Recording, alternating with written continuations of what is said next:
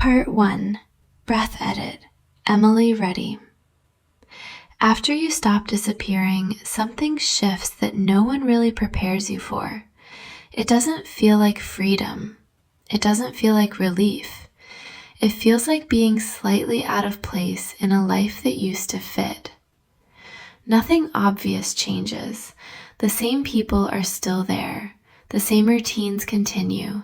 The same conversations happen in the same rooms.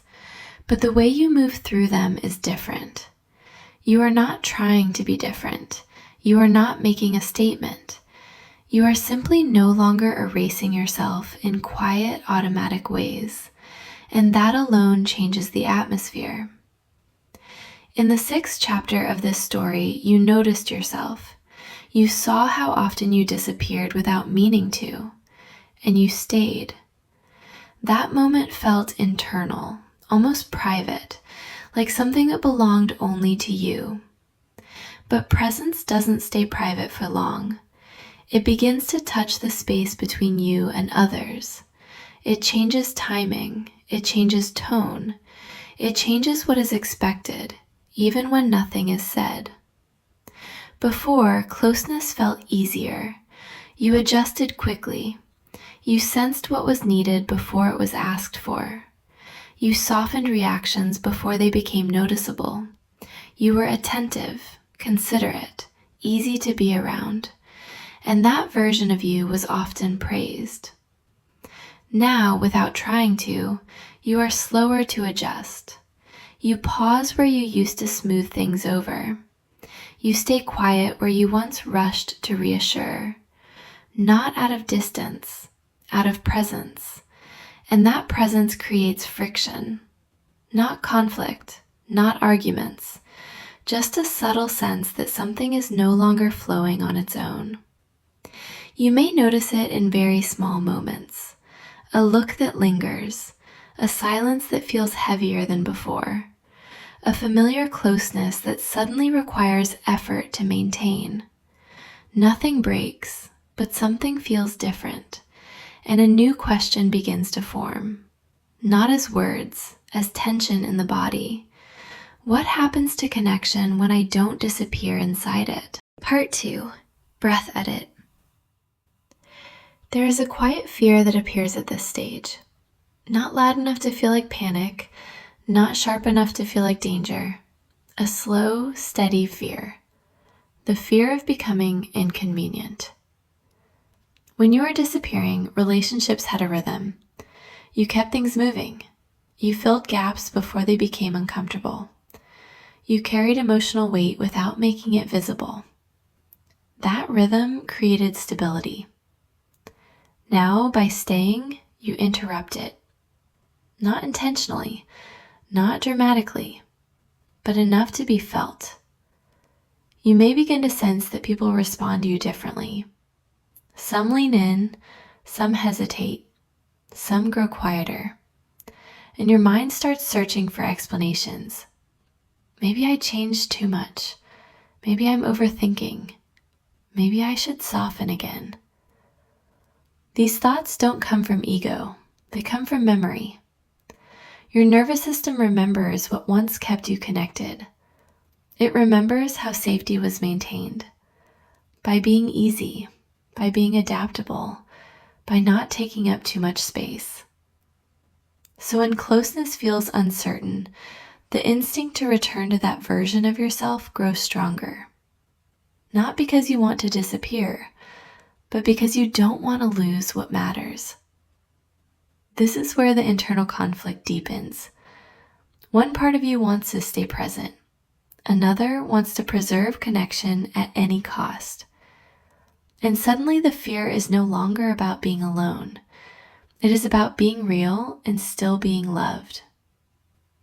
That fear doesn't mean something is wrong.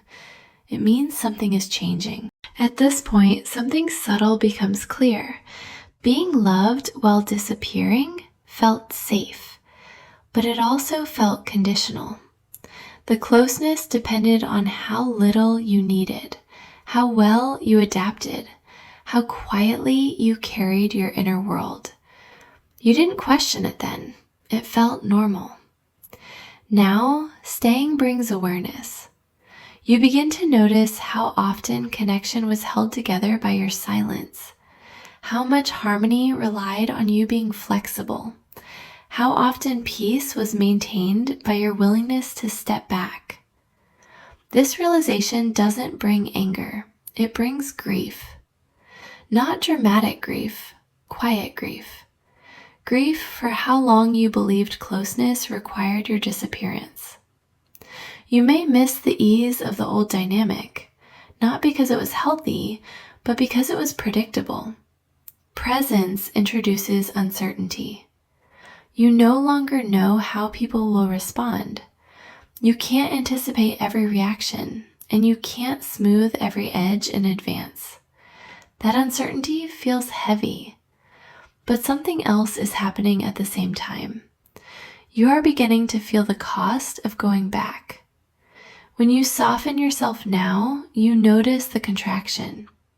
When you disappear again, even briefly, it feels like a small betrayal. Not because you failed, but because you are aware. Awareness changes everything. You are no longer choosing between comfort and discomfort. You are choosing between truth and familiarity.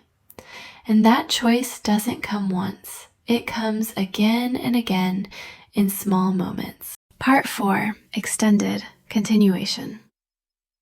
This part of the story is not about resolution. Nothing settles here. Nothing becomes clear in a way that feels final. Instead, this is the moment where uncertainty becomes visible. You are no longer comfortable disappearing. That option no longer feels neutral. It carries weight now. You feel the cost immediately, even when the disappearance is small. But being present is not yet comfortable either. It exposes things you didn't have to feel before. It makes reactions more noticeable.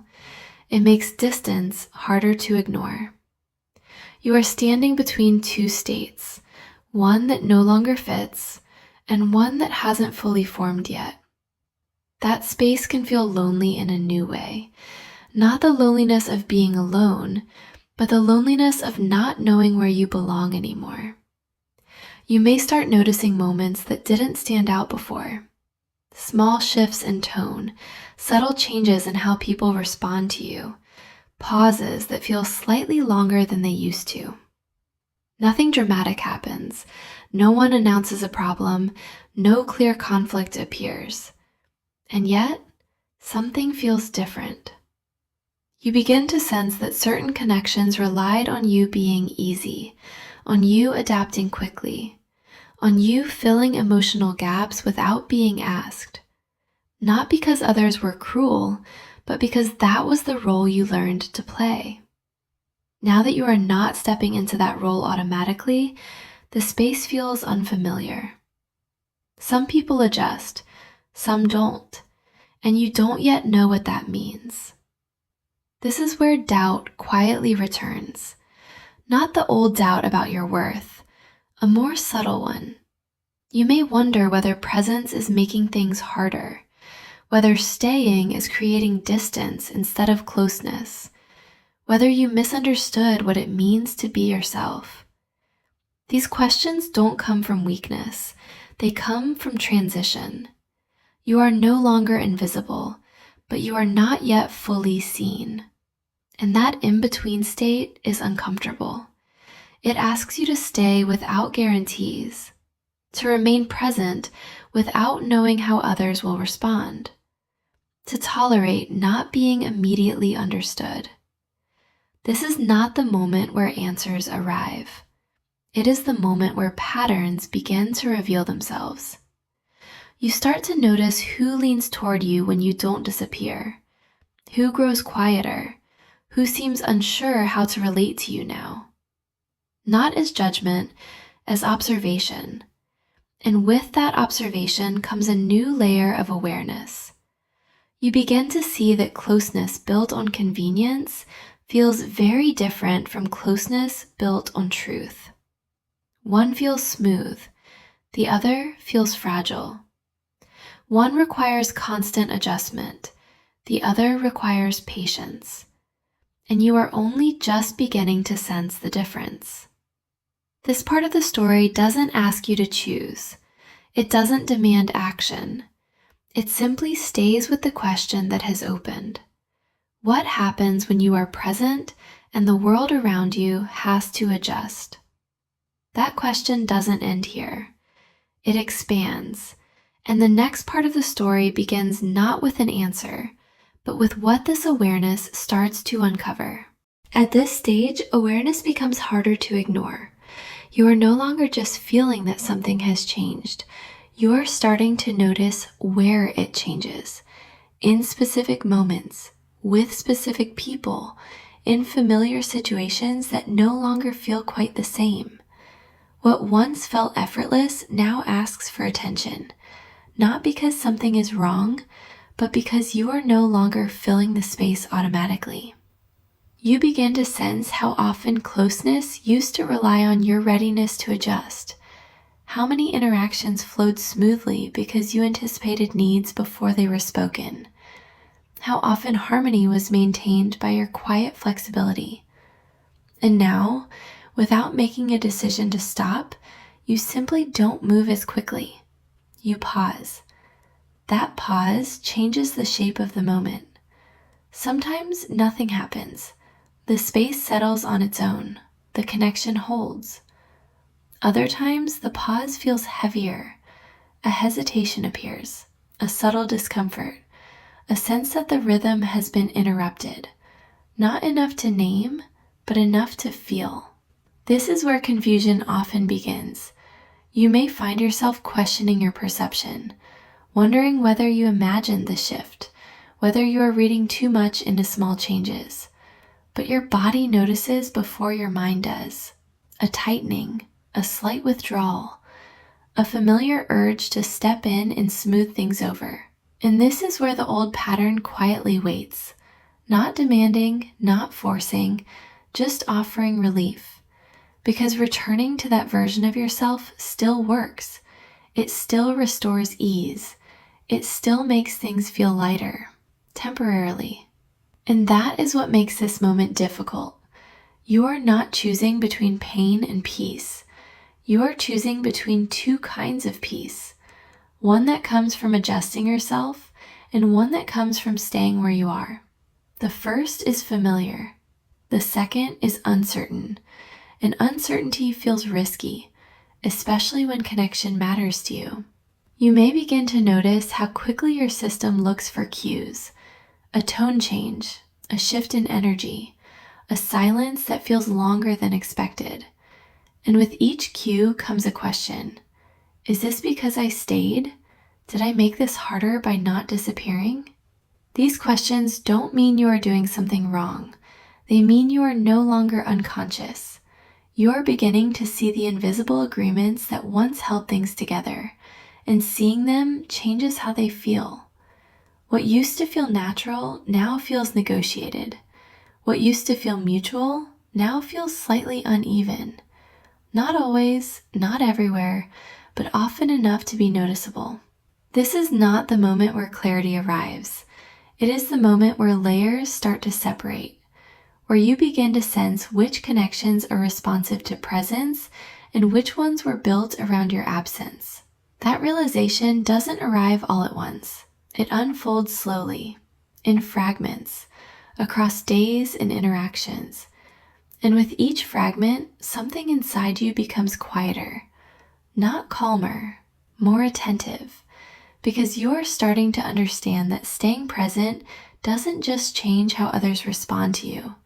It changes what you can no longer ignore. And that awareness is only beginning to deepen. Part 6, Final, Closing of Episode 7. By the time you reach this part of the story, nothing has resolved itself. No answers have appeared. No certainty has arrived. And yet, something important has changed. You are still here. Not because it feels easy, not because it feels safe, but because disappearing no longer feels neutral.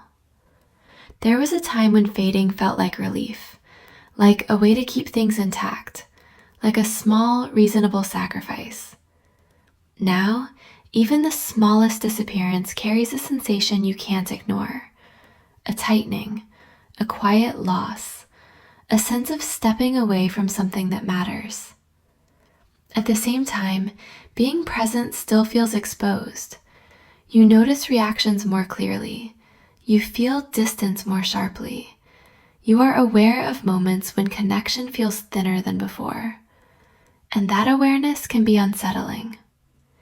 You may find yourself standing in silence, not knowing whether closeness is growing or slipping away. You may wonder if presence is costing you something, if being real is slowly changing the shape of your relationships. But underneath those questions, there is something steadier now. You know what it feels like to disappear, and you know what it feels like to stay. That knowledge doesn't make the choice easy, but it makes it honest. You are no longer moving automatically. You are no longer shrinking without noticing. You are aware of yourself in the space between you and others. And awareness changes the direction of a life, even when nothing on the surface looks different. This is not the end of the story. It is not even clarity. It is recognition. Recognition that closeness built on convenience and closeness built on presence are not the same thing. Recognition that being loved for how little you ask feels different from being seen for who you are. Recognition that staying may not guarantee connection, but disappearing guarantees losing yourself. This part ends without answers because answers are not what comes next. What comes next is noticing who remains when you no longer fade. And that question, quiet, unsettling, and deeply personal, is where the next series begins.